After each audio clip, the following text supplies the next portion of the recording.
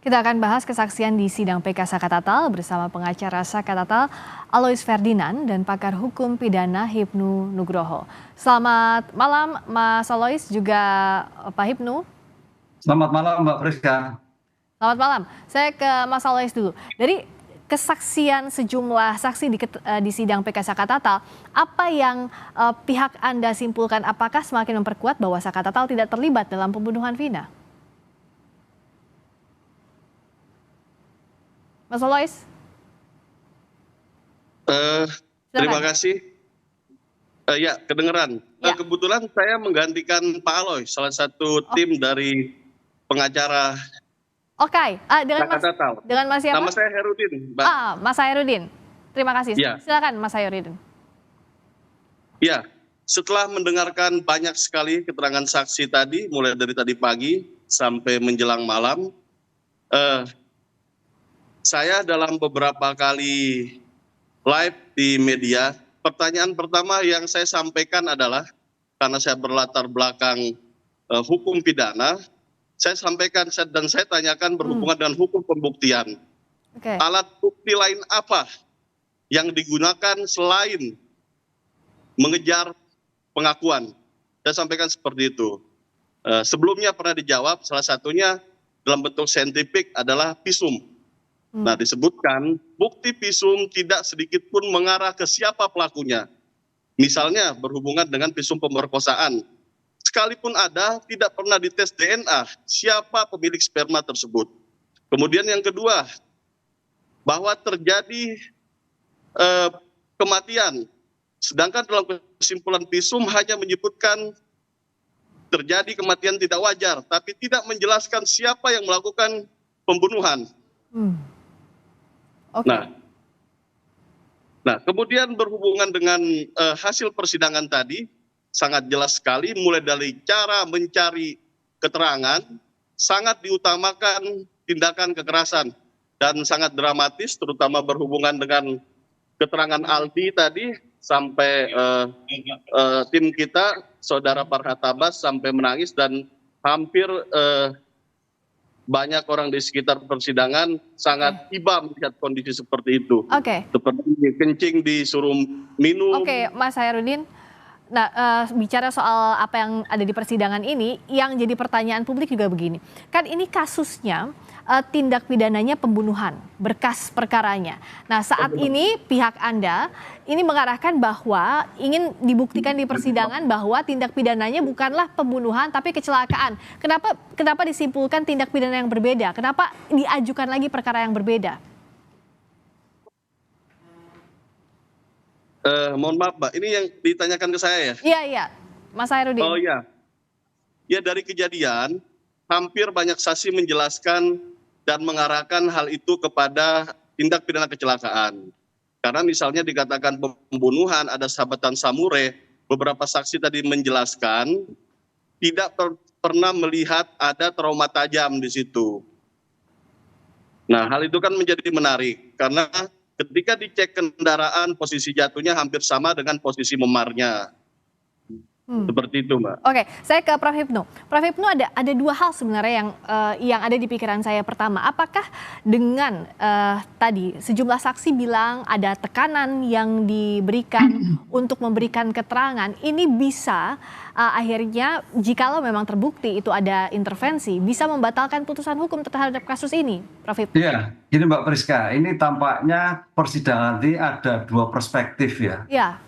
Perspektif pertama itu kan sebetulnya masalah terkait dengan peninjauan kembali. Iya. Peninjauan kembali terhadap Saka Tatal kan itu. Berarti Saka Tatal ada di tempat atau tidak, berperan atau tidak, mempunyai terkaitan tidak sebagai penyertaan atau tidak. Tapi tampaknya dalam persidangan bergeser pada suatu peristiwa itu peristiwa pidana atau bukan. Iya.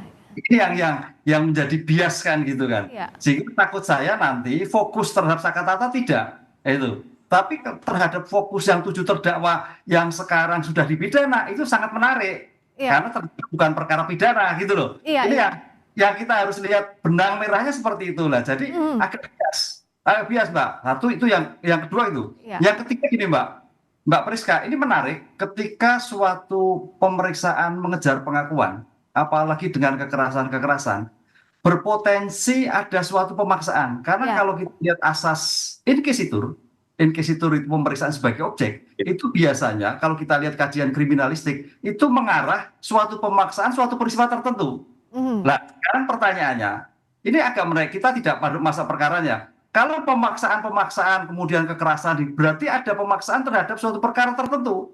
Misalkan yang tadinya tadi kecelakaan diarahkan ke arah pembunuhan. Ya. Ini persis kalau kita melihat kasus-kasus yang terjadi pada kekerasan yang ada dalam rangka mencari pengakuan, tapi yang berbeda dengan arah yang terjadi. Mhm. Ini yang menarik dari suatu kasus ini. Tapi kalau Ya. kita berbicara pada kasus yang pokoknya, ini kan bicara pokoknya berarti kan, Ya. tinggal bukti-bukti yang disampaikan tadi didukung dengan bukti-bukti saintifik yang lain. Ya. Itu dua dimensi berbeda, Mbak. Prof. Hipnu bantu juga untuk menjelaskan ke publik, karena dalam perspektif saya misalnya sebagai sarjana hukum, kan dalam tindak pidana ini kan harus jelas berkas perkaranya, meskipun misalnya secara material itu benar, tapi secara beracaranya pun harus benar. Jikalau ada bias dalam PK ini, semestinya seperti apa proses beracaranya agar dalam pembuktian ini tidak bias? Untuk membuktikan apa begitu, Prof. Hipnu? Ya, disinilah kalau kita lihat kan ada pemohon termohon. Hakim sebagai wasit harus tegas. Ini yang diperiksa apa? Apakah perkara pokok awalnya? Apakah kedudukan sakatata? Tapi tampaknya hakim membiarkan ke sana kemari sehingga pokok perkara yang diajukan PK itu tidak tersentuh. Tapi adalah pada pokok perkara awal terhadap peristiwa pidana. Apakah peristiwa pidana pembunuhan? Apakah peristiwa pidana kecelakaan atau kecelakaan tunggal? Ya. Biasa di situ, jadi hakimnya harus mengkat ini sebagai moderator dalam suatu persidangan. Ya. Nah, Mas Hairudin tadi untuk menjelaskan juga ini, sebenarnya fokus dari tim Anda, apakah lebih ke membuktikan soal sakatatalnya atau pokok perkara awalnya, seperti yang tadi disampaikan Prof. Hipnu, apa yang ingin jadi fokus di persidangan ini? Ya, kami berprinsip dalam perkara ini tidak ada yang bias, Pak Hipnu. Ini dikarenakan jelas poin pertama, ketika dalam peristiwa kejadian yang dituduhkan tidak pernah sakatatal berada di lokasi. Nah, pertimbangan pertama adanya kecelakaan, kami dalam PK lebih sepakat adanya kecelakaan tunggal karena dibuktikan oleh saksi yang lain. Tapi fokus kami ingin menjelaskan bahwa tidak pernah ada peristiwa pembunuhan, apalagi pemerkosaan. Nah, memang tidak secara jelas disebutkan dalam persidangan, tapi dalam pertimbangan uraian kami sudah kami sampaikan. Memang fokus dari hakim dari tadi menjelaskan tentang nopum, mulai dari nopum foto nomor 1 sampai nomor 5, kemudian nopum keterangan saksi-saksi seperti Liga Akbar dan Liga Akbar dengan Liga Akbar dengan Ripaldi yang sangat dramatis yang kita saksikan tadi. Kalau secara ilmu pembuktian, mungkin sama saya dengan Bapak, secara alat bukti sangat lemah sekali. Satu alat bukti saja belum tentu bisa diterima, karena itu bentuknya pengakuan. Sesuai sekali dengan penjelasan dari Kapolri melalui Wakapolri, menjelaskan bahwa cara pengungkapan suatu peristiwa pidana tidak dilakukan dengan scientific crime investigation. Oke. Itu yang perlu diperhatikan. Nah, alat bukti yang bisa dipertanggungjawabkan secara saintifik untuk bisa diakui sebagai novum dari pihak Anda apa saja?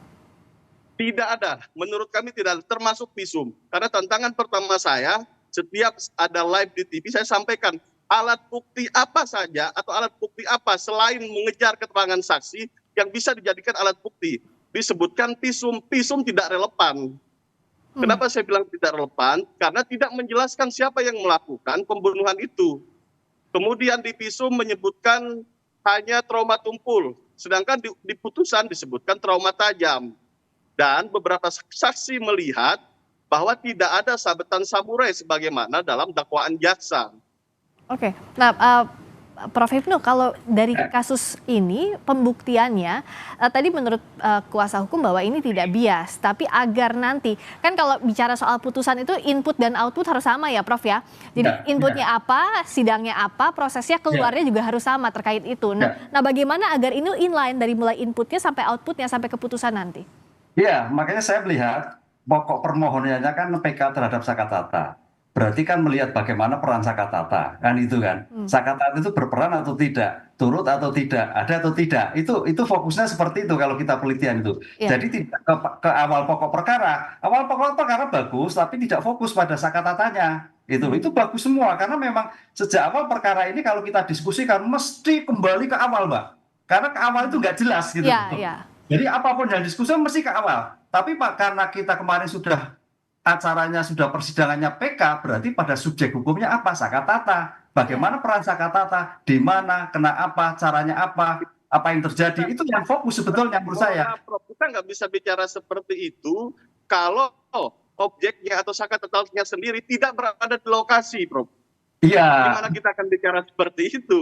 Artinya ketika seorang yang melakukan tindak pidana, yang diduga melakukan tindak pidana atau terpidana sekarang tidak berada di lokasi, pembicaraan terkait tindak pidana ya berarti gugur. Kalau Pak Susno Duaji bilang tidak ada pembunuhan di lokasi tersebut, gitu loh. Berarti putus di situ, Prof. Oke, Kita nggak bisa bicara lagi unsur-unsur pidana. Oke, di situ. kalau Prof Hipnu lihat apakah harus dibuktikan misalnya Sakatatal di mana saat itu sedang apa untuk membantahkan apa yang ada di berkas perkara seperti itu, fokus ke subjeknya. Apa begitu? Iya, kalau saya seperti itu, kalau yang terkait dengan 6 terdakwa untuk memastikan itu bukan perkara pidana, oke, saya sepakat itu, kalau sepakat. Tapi Sakatata seawal kan terkait dengan ketidakadaan di tempat, gitu loh. Kalau saya kan misalnya dari media kan, gitu kan. Permohonannya kan seperti itu. Memang kalau kita putar lagi, Mbak, mesti ke awal lagi, karena awal itu sudah.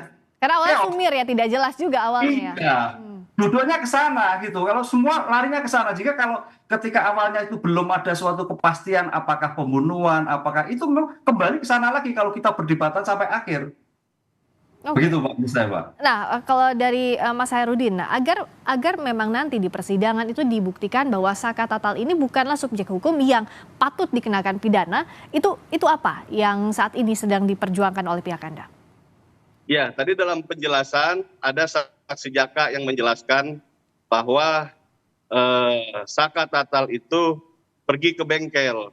Walaupun dalam keterangannya tadi hakim ketika mensidangi perkara anak Sakatatal dibentak. Hakim waktu itu membentak anak Sakatatal dan mengatakan itu bohong, nggak mungkin bengkel buka malam-malam. Ini kan walaupun hakim yang menyampaikan adalah bentuk persangkaan tanpa didukung oleh bukti yang lain. Hal-hal seperti ini yang menjadi catatan kami yang kita jadikan saksi dalam persidangan tadi. Dan banyak bukti relevan yang menjelaskan bahwa anak Sakatatal tidak ada dalam peristiwa pidana tersebut. Oke, nah bukti bahwa Sakatatal tidak ada dalam peristiwa pidana 8 tahun lalu, apakah bukti-buktinya masih ada? Misalnya waktu itu Saka di mana, masih ada rekam jejaknya, adakah demikian Mas? Secara digital yang harus misalnya. Menjelaskan itu seharusnya polisi. Nah, dari awal memang banyak keanehan tentang tidak dibukanya CCTV, tidak dibukanya alat komunikasi, media sosial, tidak dilakukan tes sidik jari. Jadi soyakyahnya pihak kepolisian sudah mengakui hal itu bahwa tindakan yang mereka lakukan tidak sesuai dengan scientific crime investigation. Walaupun kita katakan oknum waktu itu.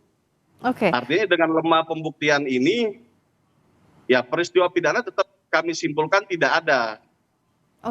Nah Prof Hipnu, pintu masuk untuk membuktikan bahwa subjek hukum ini sebenarnya tidak terlibat dalam peristiwa pidana, atau apakah butuh dibuktikan bahwa tidak ada peristiwa pidananya, itu seperti apa novum yang bisa dijadikan ya bukti baru diakui sebagai novum?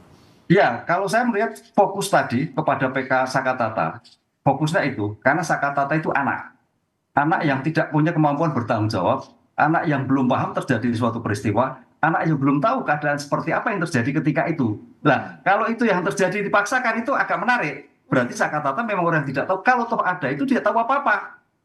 Itu kunci saintifik terhadap Sakatata. Karena waktu itu kan anak di bawah umur. Posisi sebagai anak itu ya Prof ya, pintu masuknya. Saya melihatnya seperti itu. Kalau kita analisis secara tepatnya, anak ini belum tahu apa-apa. Kok sampai di sana? Apakah sampai di sana? Kan itu Mbak. Nah, itu saya kira menarik untuk bisa lepas Sakatata. Jadi bukan pokok perkara, tapi Sakatata itu posisinya seperti apa? Sebagai subjek hukum karena sebagai anak di bawah umur. Gitu. Berikutnya kalau dari... Yang menarik. Ya, silakan. Kalau selaku anak yang menarik, karena ini mungkin belum diungkapkan. Tidak pernah dilakukan diversi dalam rangka restoratif justice. Penjelasan daripada jaksa menyampaikan ancaman hukuman di atas 7 tahun ke atas tidak ada restoratif justice ataupun diversi. Nah, saya sampaikan di situ, walaupun nggak saya sampaikan di depan media, saya sampaikan di sini bahwa ada kata dan di situ. Dan bukan pengulangan tindak pidana, bukan residip. Artinya itu bentuk akumulatif. Jadi seharusnya wajib dilakukan diversi atas dasar Undang-Undang Sistem Peradilan Anak dan SEMA yang berhubungan dengan diversi ataupun Undang-Undang Perlindungan Anak. Nah, ini tidak dilakukan. Oke, Prof. Hipnu, semestinya ini diangkat ke persidangan? Ya, itu peran penting. Makanya sejak awal kemarin saya katakan, berbicara anak itu bicara subjek, bicara proses. Bicara proses. Kalau sampai diketahui prosesnya itu sampai tidak dilakukan, berarti ada suatu kesalahan, bisa batal. Gitu loh. Ini yang menarik, anak itu harus bagaimana meletakkan sebagai orang yang jangan sampai trauma ke depan. Gitu, Pak. Makanya hukumannya pun 8 tahun kan, nggak sampai seperti yang lain. Karena anak itu tidak ada pidana mati, tidak ada seumur hidup. Karena berpikir 13 itu maksimal, karena bisa berkembang kehidupannya seperti nanti setelah keluar gitu. Oleh karena itu cara penyelesaian tadi misalkan diversi kenapa tidak dilakukan, itu poin penting, Mbak. Itu nilai yang strategis itu. Bagaimana subjek hukumnya ketika itu sih kata-kata. Itu keren itu kalau itu. Tapi bukan yang lain lah. Ini bisa poin membebaskan kata-kata kalau sudah masuk seperti itu. Jadi Prof. Hipnu mintanya adalah kalaupun ini yang dikejarnya untuk membebaskan status narapidana meskipun sekarang sudah mantan narapidana, jadi membersihkan nama Saka Tatal semestinya itu yang dikejar ya Prof ya?